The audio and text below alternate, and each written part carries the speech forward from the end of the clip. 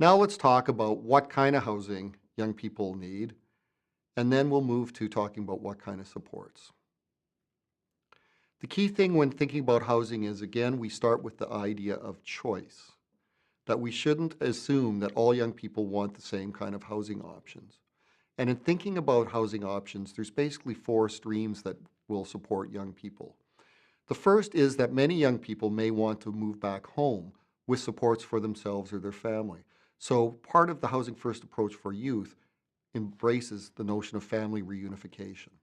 All young people should be assessed for what is the relationship they have with family members, not just their parents, but it could be uncles, aunts, brothers, and sisters.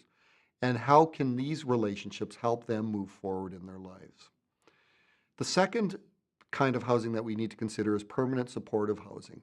For a small group of young people who are homeless, their mental health and addictions needs and disabilities may require that they have to have a kind of housing where there are high level of supports, potentially for the rest of their lives. The third kind of housing is transitional housing. Now, this is a common approach in some centers for dealing with young people, and transitional housing often involves several stages. What it means is that young people are provided with shelter and supports, but often live in a congregate environment. The final form of housing is, in fact, permanent housing, independent living, where the young person controls the lease. They may still have supports in that case, but they also have their own place in the community. Some young people will prefer that and be willing to do that. Others will look for other options. Again, the key underlying feature of Housing First for Youth is that we need to have options in place that meet the needs of young people as they understand them themselves. Now, putting people in housing, as we've said, is not enough. Young people will need supports. And again, the different individual young people will need different kinds of supports. But how do we conceptualize supports for young people as they move forward in their lives? There's basically 5 kinds of supports, and we'll go through these one by one.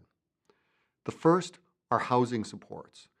This is helping young people identify the housing that they need, helping them work with landlords, helping them learn how to take care of a place, and potentially helping them have income to support paying their rent.